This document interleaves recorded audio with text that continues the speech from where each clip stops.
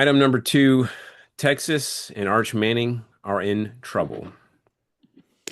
Is this game one performance against Ohio State by not just Arch, but Texas in general? Because, we're hyping up Arch, but we've also been hyping up Texas overall as a team.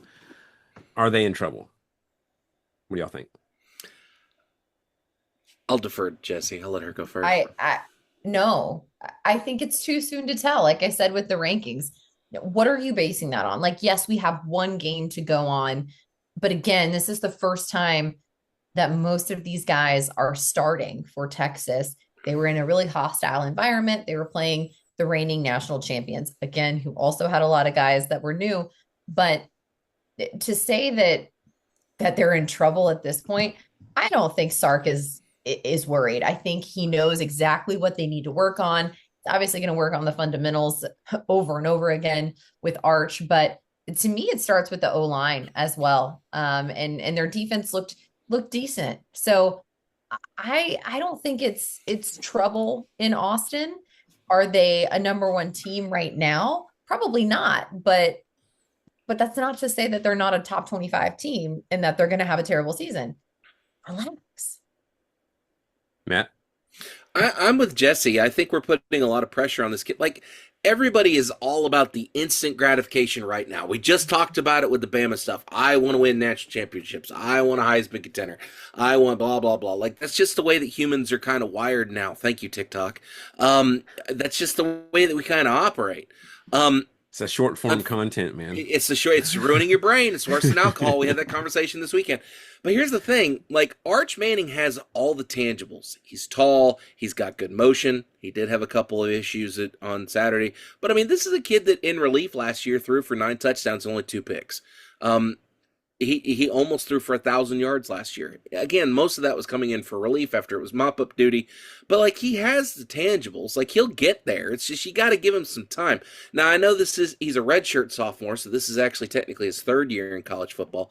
But, like, why do we expect everybody to come out and immediately, be a world beater, like, the minute they get the reins on? Like, just hold your horses. Relax a little bit. Let him work it out. He has the pedigree, and again, his uncle and his other uncle are on a text. Like, he could text them. Like, he's got great coaching. Sarkisian's going to take care of him.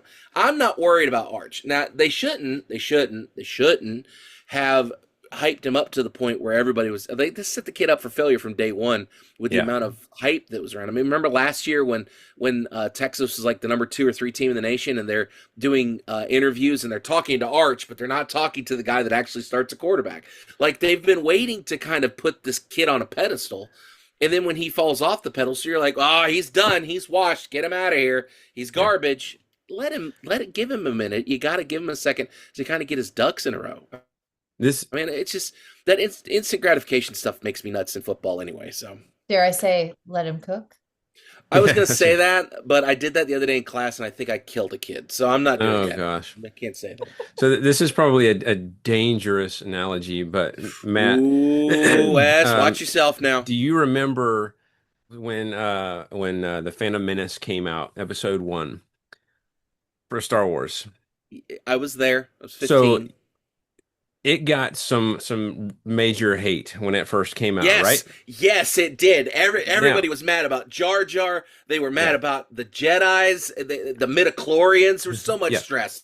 So interestingly enough, one explanation for that I've seen, and I tend to agree with, is that obviously it had been many years since the Star Wars movie had come out, and everyone was just so hyped and psyched out of their minds to go see this movie, to the point where it may not have mattered how awesome this movie was. In your brain, you built this up to be so amazing, nothing is ever going to live up to that hype. Hmm.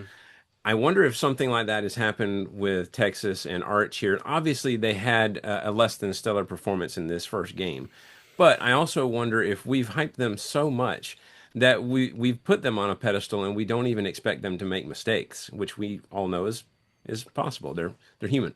So I wonder if that is coming into play here. To be fair, Ohio State, whether we as SEC fans want to admit it or not, has a pretty good defense and has had a pretty good defense for a decent while. Arch looked scared out there, I thought, to make a mistake. And I think and Stark kind of alluded to this before the game that he just needs to be himself. I think he sensed even then that he's just got to relax. He's putting too much on his own shoulders. I bet he's feeling a lot of pressure, not just as a highly recruited player, but obviously we've talked about it mostly because of his name. To a certain extent, I don't think that that's fair, but I will say at the same time, I'm sure he's gotten a lot of opportunities because of that name as well. So it goes both ways. Mm-mm. So Mm. I don't know. I think it's probably not the best answer, but I don't really know at this point. I would say that they are not in trouble. I said just like you said, let them cook. I think that they're going to be just fine. So so we'll see I more to think you can go come. ahead and kiss the Heisman goodbye, though. I think that ship sailed. Unless he Well, comes out and starts having an absolute it's like nuclear year, I right. don't see that He's happening. going to have to be on fire for most of these other and Mm-hmm. big games too. Yeah. So Mm-hmm. all And right, Wes, and to kind of go back off your point real quick, the hype train ruins things. yeah, And you see this across multiple platforms. You see it in sports. You see it in all sorts of things. Like I'm thinking of like several video games that when they were getting ready to come out, everybody and their mother was like, "This is going to be the greatest game ever. Like this is going to be a 10 out of 10." And then when it came out, everybody's like, "Oh, the graphics aren't that great. Oh, the gameplay's kind of There's issues with the story." Like, and it really tanked it because people were so their expectations were so far up here, and even though you came in under here, you're still looking at it like a failure. So right. that happens in all kinds of things. Hocus Pocus 2, Happy Gilmore 2, I Freakier I Friday. did I thought it was all not right. see any of those movies. Don't. Yeah, except for the Uncle Now John Daly was there pretty are funny. exceptions Uncle to John that Daly was rule. good. Now there are exceptions to that rule. I would like to for Exhibit A for that. I would like to point out the Top Gun sequel because there was nothing wrong with that movie. Yeah, I didn't see it. it The was pretty second good. Terminator, nothing wrong with that movie. Godfather 2, nothing wrong with that movie.